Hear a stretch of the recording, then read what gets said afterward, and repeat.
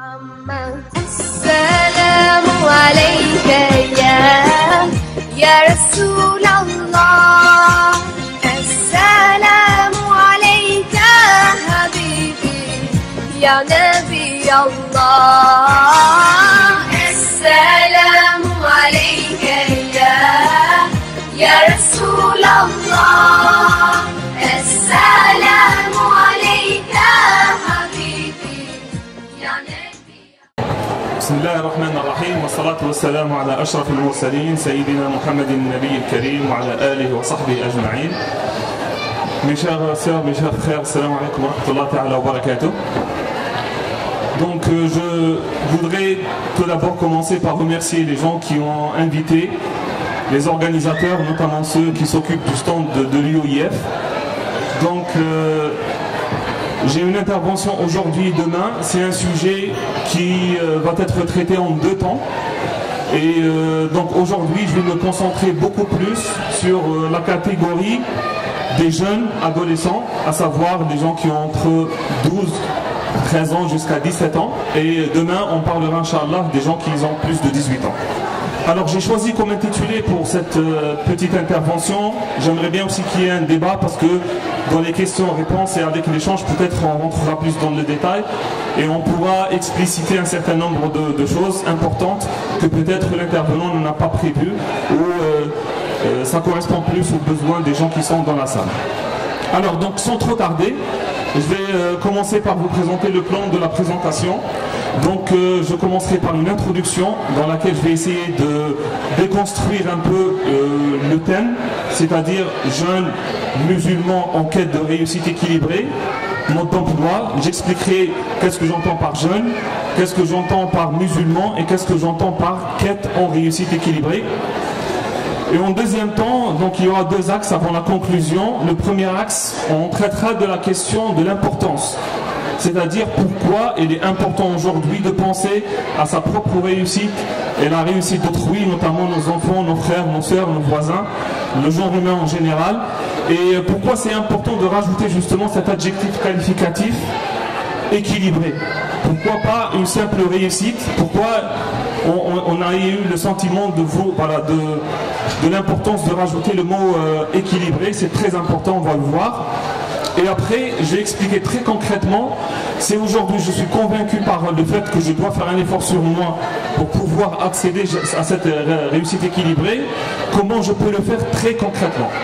Donc mon intervention, c'est un peu du développement humain, mélangé avec l'efficacité personnelle, du management, un peu leadership personnel, mais aussi de la philosophie.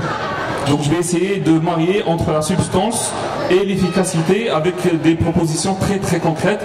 Et ça sera très intéressant non seulement par les jeunes, mais aussi pour les parents ou ceux qui ont des frères et des sœurs, ils veulent les accompagner. Voilà, donc sans trop tarder, je vais commencer par mon introduction. De quoi s'agit-il? Pourquoi ce titre-là? Donc je vais expliquer d'abord pourquoi, justement, qu'est-ce qu'un jeune? Et la jeunesse, en fait, les sociologues, ils ont donné beaucoup de définitions, mais moi, ce que je vais garder maintenant, c'est la définition qui s'articule autour de trois principes. Donc, un jeune, c'est celui qui est en quête de liberté. C'est quelqu'un qui veut un peu s'affirmer pour sortir de l'autorité des parents et donner sens à sa vie. Donc, il y a un premier élément très important, c'est la liberté. Deuxièmement, c'est l'énergie. Un jeune, généralement, c'est quelqu'un qui est motivé, il veut faire des choses, il a énormément d'énergie, et il a besoin de la canaliser pour qu'elle soit fructueuse, c'est-à-dire elle va donner quelque chose de bien dans sa vie. Troisième point très important aussi, par rapport à qu'est-ce qu'un jeune, c'est le fait de vouloir être quelqu'un de responsable.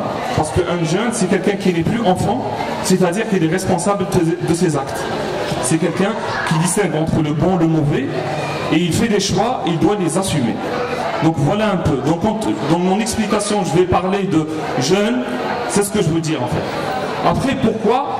Qu'est-ce qu'un musulman? Donc musulman, il y a deux définitions aussi. Il y a la définition des fuqaha, ça veut dire c'est quelqu'un qui croit aux 5 piliers de l'islam. Il dit l'attestation de la foi, ashhadu an la ilaha illallah wa anna muhammadan rasulullah, zakat, salat, sawm, al-hajj. Mais moi, c'est pas cette définition que je vais adopter, c'est celle du Coran. On appelle ça la définition coranique de l'islam. Et c'est quoi? C'est quelqu'un qui est en quête de pacification. Il veut tromper. C'est quelqu'un qui cherche un peu la clairvoyance, la paix intérieure. Il veut être en paix avec lui-même, en paix avec l'environnement dans lequel il est et en paix avec son divin, avec Dieu, son créateur. Pour les croyants, bien sûr. Donc c'est ça un musulman. Donc un jeune musulman, donc c'est celui qui est en quête de liberté, quelqu'un il a plein d'énergie et quelqu'un qui commence à devenir responsable et il est en quête de pacification généralisée, à savoir avec lui-même, avec son environnement et avec Dieu. Maintenant, la réussite équilibrée. Quelqu'un qui est en quête de réussite. Ça veut dire que c'est quelqu'un qui est à la recherche de. Et pourquoi j'ai utilisé le mot quête? C'est pour dire que c'est un horizon. On ne peut jamais dire que là c'est bon, j'ai fait tout ce que j'ai à faire et j'ai accédé à une réussite équilibrée. C'est pas possible. Donc le mot quête, c'est pour dire on est tout le temps dans un changement perpétuel, continuel, jusqu'à ce qu'on atteigne le maximum de nos potentialités. Mais il y aura toujours quelque chose à améliorer, quelque chose à faire. Donc c'est fondamentalement basé sur la notion de modestie. Donc c'est pour ça qu'on a dit en quête. Et c'est pour ne pas baisser les bras quand il va y avoir des difficultés, parce que pour réussir, c'est pas du tout évident. Que ce soit pour les parents dans l'éducation des enfants, que ce soit pour l'homme ou la femme, au niveau scolaire, au niveau intellectuel, au niveau économique, au niveau corporel, l'hygiène de vie, etc., comme on va voir dans les différents domaines. Maintenant, quand je dis réussite, qu'est-ce que j'entends par le mot réussite? En fait, le mot réussite, je vais utiliser une sagesse prophétique dans laquelle le prophète Mohammed sallallahu alayhi wa sallam, il disait وَلِنَفْسِكَ عَلَيْكَ حَقٍّ وَلِبَدَنِكَ عَلَيْكَ حَقٍّ إِلَى آخِرِ الْحَدِيث. Le prophète il disait que chacun d'entre nous il doit se réaliser. Et dans ce sens, ton corps il a des droits sur toi. Ta personne, ton être intime, elle a des droits sur toi. Tout ce que tu fais dans la vie, il faut toujours le concevoir d'une façon à retrouver un certain équilibre entre les différents aspects de la personnalité et de la personne humaine. Donc, il est important dans le mot réussite équilibrée d'avoir en tête qu'il y a au moins 5 domaines dans lesquels on doit avoir cette réussite équilibrée. Le premier domaine, c'est le domaine spirituel. C'est celui du sens. Ma vie, elle sert à quoi? Pourquoi je suis là? Qu'est-ce qu'il y aura après ma mort? Ce sont des questions qu'on dit existentielles, pour utiliser le mot philosophique, et qui répondent à quelque chose qui anime l'être humain, peu importe sa religion, sa couleur de peau, ses convictions. On a toujours ce questionnement redondant qui revient au plus profond de nous-mêmes. Et on essaye justement de trouver des réponses à cette question des origines, cette question de comment je dois vivre, vers quel idéal je dois tendre, qu'est-ce qu'il y aura après ma mort. Donc c'est un domaine spirituel, le premier domaine de la réussite équilibrée. Le deuxième domaine, c'est le domaine intellectuel.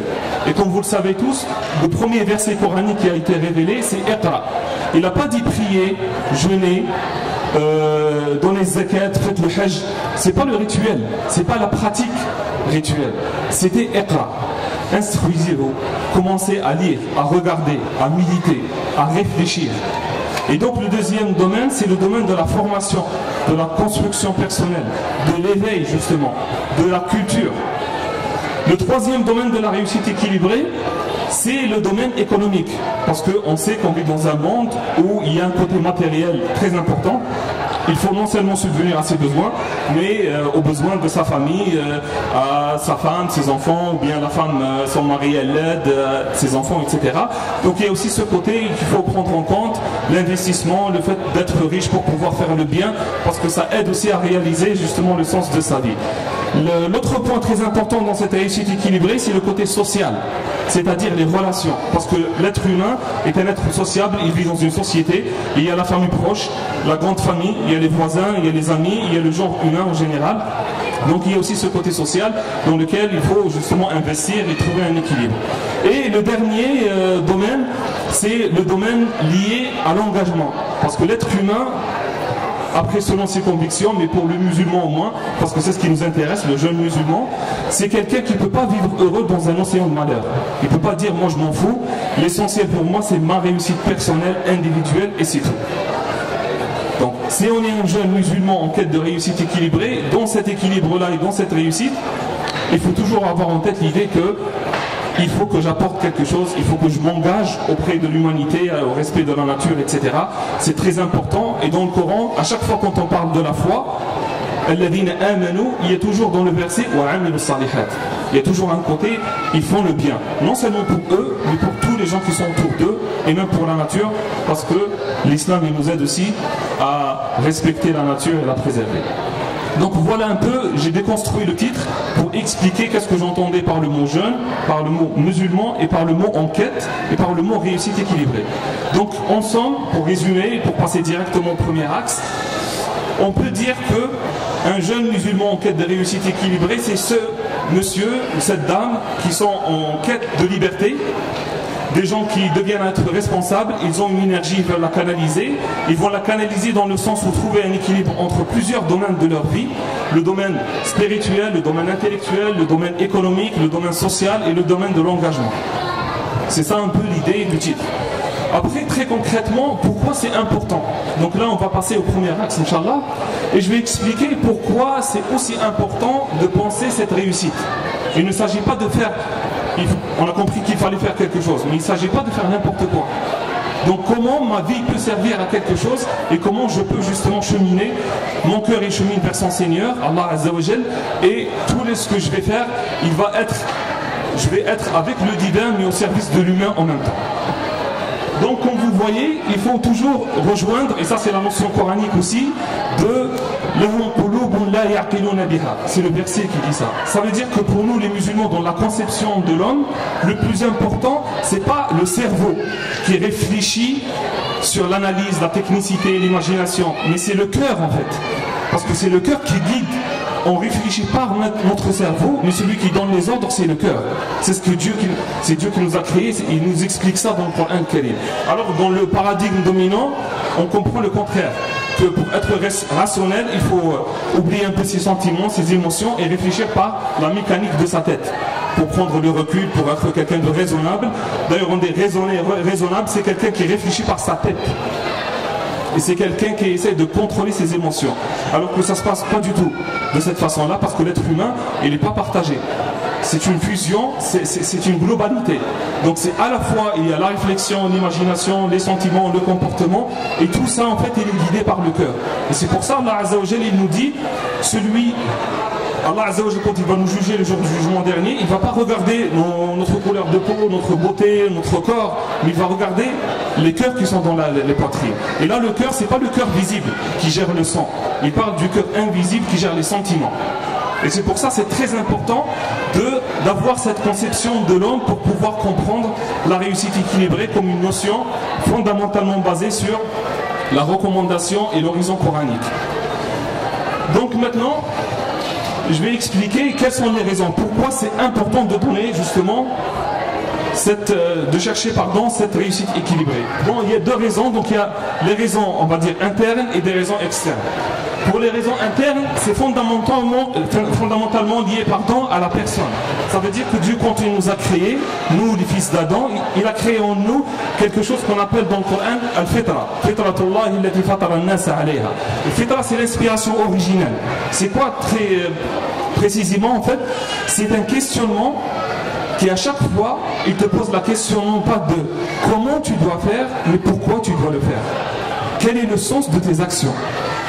Et l'être humain, tant qu'il n'a pas trouvé une bonne réponse à cette question-là, il est tout le temps mal à l'aise. Il est tout le temps en doute. Et c'est pour ça la foi a une fonction psychologique, c'est dans ce sens où elle essaie de répondre à cette question-là. Quel est le sens qu'on va donner à nos actions? Pourquoi je dois adorer Dieu?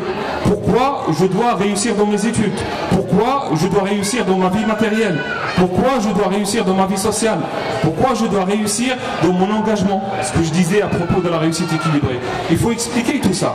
Donc première raison pourquoi c'est important de réfléchir sur la réussite équilibrée, c'est pour essayer de trouver des réponses adéquates à ce qui nous anime de l'intérieur, à savoir ce questionnement fondamental sur la raison d'être. Donc ça, c'est la raison la plus importante. La deuxième raison interne, c'est celle qui est liée à ce sentiment que chacun d'entre nous a de vouloir être aimé. L'être humain, il est comme ça, que ce soit on est un homme ou une femme, on a besoin d'être aimé.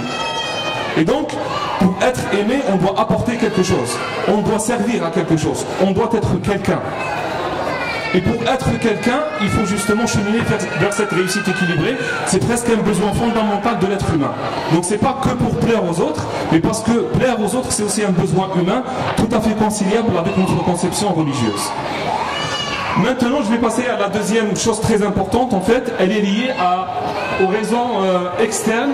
Et je vous ai montré dans le schéma que vous voyez, donc trois choses. Donc pour l'externe, c'est le premier environnement, la maison, donc c'est la famille. Pour pouvoir accompagner la famille et être un modèle pour les gens et les membres de ma famille, je dois être à la hauteur. Et pour être à la hauteur, je dois réussir. Et pour que ma réussite elle soit une véritable réussite, je dois trouver l'équilibre entre les différents domaines, domaines de ma vie. Première raison. Donc, c'est pour être un modèle, servir et pouvoir accompagner les membres de notre famille et notre voisinage. Deuxième chose, c'est par rapport au genre humain. Parce que quand Dieu a créé l'être humain, il l'a créé pour une raison. Et c'est quoi la raison fondamentale, la mission de l'être humain en tant que tel? C'est d'être bon et de faire le bien. Être bon, c'est la première qu'on avait explicitée. Mais pour faire le bien, je dois moi-même essayer de contribuer avec mon intelligence, le temps que j'ai, ma vie, dans quelque chose qui va tirer les gens vers le haut. Je dois participer avec le genre humain à créer un cercle vertueux qui tire tout le monde vers le haut. Au niveau éthique, au niveau esthétique, au niveau de la connaissance et au niveau de l'explication de pourquoi on est là. Et il doit être fait non seulement par la pensée et le discours, mais par le comportement. C'est très important. Et c'est pour ça Allah il dit dans le Coran Karim, la chose que Dieu déteste le plus, c'est lorsque quelqu'un il est en contradiction. Il vit dans une contradiction entre ses paroles et ses actes. Donc la réussite équilibrée, elle sert justement à rétrécir les Anglais ils parlent de gap, nous on parle de lacune qui existe, ce fossé entre ce que nous connaissons comme information, ce que nous voulions faire et notre réalité au quotidien. Donc c'est la deuxième raison pour la réussite, pour prouver l'importance de la réussite équilibrée. Et pour terminer ce point-là et passer au deuxième axe, je dirais qu'aujourd'hui nous vivons dans un instant très tragique en fait par rapport à l'humanité, c'est celui qui est lié à la crise écologique. C'est très important de le comprendre. Parce que pour nous, la terre, la mer, les arbres, la création du monde et l'être humain, le genre humain, en fait on est des frères dans la création parce qu'on a le même Dieu. Et donc notre façon de regarder l'écologie, c'est quelque chose qui est fondé dans notre conception de l'homme. Pour nous, c'est très important de prendre en compte le fait que quand je suis en train de détérioriser la nature, je suis en train de violer, je suis en train de maltraiter, je suis en train de faire violence et commettre de l'injustice, j'ai envie de dire, à mon frère dans la création, à ma sœur dans la création. Ça dépend après ce que c'est. On parle d'un féminin ou d'un masculin, mais c'est très important d'avoir cette façon de voir les choses. Et c'est pour ça que le prophète Mohammed sallallahu alayhi wa sallam, quand il était avec Sayyidina Abu Bakr Siddiq et Uthman ibn Affan sur le Jabal Uhud, sur la montagne de Uhud, et après à un moment donné, ils étaient là avec le prophète, il est descendu, il a mis sa main sur Uhud, sur la montagne, il a commencé à parler avec elle. Il disait Hawwin alayka Uhud fa inna fawqaka nabi wa shahidayn. C'est-à-dire, calme-toi Uhud, il y a sur toi un prophète et deux martyrs. Il y a des gens qui disent les musulmans s'en foutent. Un prophète qui parle avec des choses, c'est pas normal. Alors que non, en fait, le prophète Mohammed sallallahu alayhi wa sallam, il était dans un autre rapport avec la nature. Parce que Allah Azza wa Jalla dans le Coran Karim, quand il parle du règne animal et végétal, il nous dit ce sont des nations comme vous. Ils font aussi des louanges à Allah, yusabbihun. Mais vous ne comprenez pas leur langage seulement. Mais ce sont des créatures d'Allah Azza wa Jalla. Donc pour nous, il est très important dans cette réussite équilibrée d'intégrer la notion de l'écologie, c'est-à-dire l'environnement et le monde dans lequel on vit. Et comme ça, non seulement le musulman dans sa réussite équilibrée, il va être, on va dire, il va mettre à jour son engagement, mais en même temps parce que c'est la terre, c'est le seul, pour le moment, c'est le seul endroit où le genre humain doit vivre. Et donc là où la parole de Dieu doit être partagée et vécue. Donc pour nous, c'est fondamentalement important, islamiquement parlant, mais aussi pour notre contexte, de vivre tout ça et d'intégrer cette conception dans l'équilibre dans la réussite équilibrée. Donc je ne vais pas trop tarder. Maintenant, très concrètement, s'il y a des raisons internes et des raisons externes liées à la famille, liées au genre humain, liées à l'écologie, à la terre qui nous poussent justement à être en quête de cette réussite équilibrée, on est d'accord, notre frère Ramzé, on a compris tout ça, mais concrètement, si j'ai envie de faire ça, comment je dois faire? Par où je dois commencer? Comment je dois cheminer? Que ce soit moi, les membres de ma famille, les gens qui sont autour de moi. Donc ce que je vais vous proposer justement dans le deuxième axe, c'est très concrètement en 3 étapes, qu'est-ce qu'il faut faire pour pouvoir cheminer et être accompagné par soi-même et accompagner les autres dans ce cheminement de la réussite équilibrée. Donc je commence tout d'abord par vous proposer, c'est la première étape, quelque chose que j'ai appelé, en fait c'est un processus, je l'ai appelé la conscience efficiente. Et en fait, il est basé sur des étapes qu'il faut avoir, c'est quelque chose qu'on doit intégrer dans notre façon de réfléchir, dans notre façon de nous exprimer et dans notre façon d'agir. C'est quoi? On va voir ensemble le schéma, si vous pouvez passer rapidement le... Donc, la première phase, c'est la réflexion. Donc si je veux accéder à cette réussite équilibrée, je dois commencer par réfléchir. Je vais dire réfléchir sur quoi? Et après, je dois transformer ma réflexion en un plan d'action pour pouvoir justement passer à la 3e étape, c'est la réalisation. Donc c'est une pensée consciente qui va produire un plan, c'est-à-dire des étapes, des objectifs, je vais y venir, pour pouvoir les réaliser concrètement. Et tout de suite après, on va passer à l'évaluation pour voir est-ce que ça correspond à nos attentes ou pas, à ce qu'il faut faire ou pas. Et après, on va essayer d'apporter des modifications ou des changements, donc de la réflexion à nouveau, pour pouvoir retravailler sur notre plan, sur la réalisation, ce qu'on est en train de faire, et notre évaluation, et vice-versa. Mais concrètement, pour la réflexion, on va commencer par la première phase. Je dois réfléchir sur quoi? Il y a 3 domaines sur lesquels chacun d'entre nous il est amené à réfléchir et à approfondir, et c'est ce qui distingue entre le genre humain en fait. Le degré de conscience et d'efficience de chacun d'entre nous, il dépend de ça, par rapport à nos lectures et par rapport à nos expériences. Le premier domaine, c'est l'ontologie. L'ontologie, c'est tout ce qui concerne l'existence. C'est-à-dire d'où je viens, comment je dois vivre dans cette vie-là et qu'est-ce qu'il y a après ma mort. Chacun d'entre nous, s'il veut être un jeune en quête de réussite équilibrée, il doit avoir des réponses claires sur ça. Deuxième point, c'est sur la connaissance. Qu'est-ce que je dois connaître? On appelle ça l'épistémologie, c'est un mot un peu sophistiqué, mais pour dire qu'est-ce que je dois connaître et qu'est-ce que je peux connaître. Si on n'a pas une vraie réflexion sur ça, on ne va pas pouvoir avancer dans la vie. Et troisième point, c'est la question de l'axiologie, c'est celle qui traite des valeurs. Qu'est-ce qui est important pour moi? Qu'est-ce qui est beau et qu'est-ce qui n'est pas beau? Autrement dit, c'est la réflexion sur l'éthique et l'esthétique. L'éthique, c'est pour répondre à la question qu'est-ce qui est bon et qu'est-ce qui est mauvais. Et l'esthétique, c'est pour dire qu'est-ce qui est beau et qu'est-ce qui est laid. Et ça, c'est très important, en tant que jeune musulman, en quête des réussites équilibrées, de penser sur ça. Comment on le fait? Il faut faire des lectures, rencontrer des gens, essayer de méditer, regarder dans le Coran Karim, suivre l'exemple du prophète Mohammed sallallahu alayhi wa sallam. Deuxième phase, c'est la planification. À la suite de cette réflexion qui est perpétuelle, donc on va lire beaucoup, on va étudier à chaque fois, on va réformer. Vous avez compris que c'est quelque chose, c'est pour ça que j'ai dit c'est un horizon. Donc c'est perpétuel, c'est continuel. Il faut planifier d'une façon stratégique, c'est-à-dire que non seulement il faut penser à l'ici-bas, mais à l'au-delà, et non seulement à court terme, mais à moyen terme et à long terme aussi. Parce qu'il y a des choses qu'on ne peut pas les réaliser tout de suite, comme le diplôme par exemple.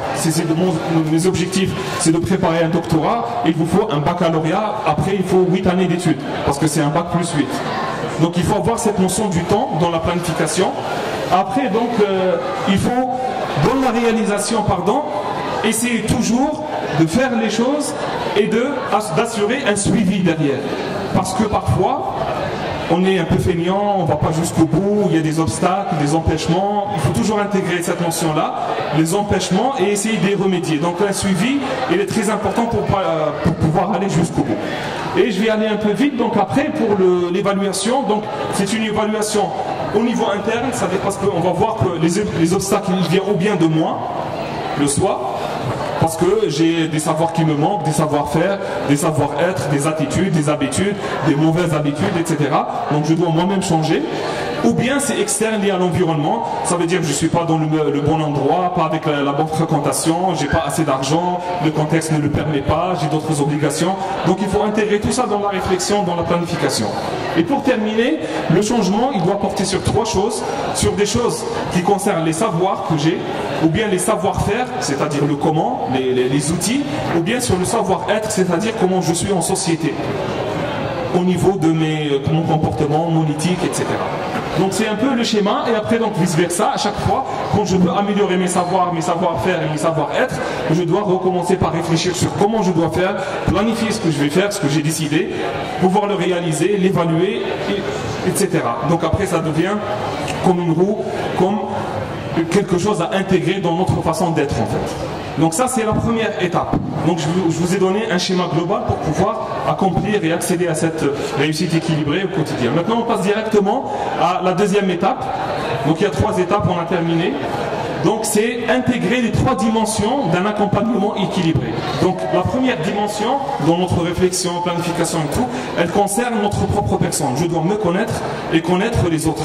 Et je dois me gérer et gérer les autres. C'est ce qu'on appelle le développement humain. Par exemple, c'est comment gérer mon stress, comment être plus efficace dans ma révision, dans mon travail, la confiance en soi, gestion de la compréhension des personnalités difficiles, etc. Donc c'est tout le domaine qui concerne le développement humain. La deuxième dimension, c'est tout ce qui est éveil culturel, c'est-à-dire la connaissance du contexte dans lequel on vit, politiquement, économiquement, culturellement, symboliquement, l'environnement médiatique, politique, institutionnel, etc. Et l'éveil esthétique, c'est ce côté du raffinement, de la beauté, parce que Allah il est beau, il aime la beauté, et le musulman pour qu'il soit équilibré, il doit aussi écouter de la musique, avoir des passions dans la vie qui vont l'élever justement parce que c'est très important pour l'équilibre, tout en respectant le cadre bien sûr. Et pour terminer, c'est le côté spirituel, ce que j'ai appelé la spiritualité active, c'est-à-dire qui va servir, et une bonne compréhension de l'islam, parce que comme vous savez, il y a énormément maintenant de courants, de groupes, de fédérations, on propose beaucoup de choses. Il faut arriver à un moment donné où on peut vraiment faire le choix par nous-mêmes. Et pour ce faire, il faut se former. Donc c'est un peu les 3 dimensions. Donc à chaque fois, on pense toujours global avec ce triptyque.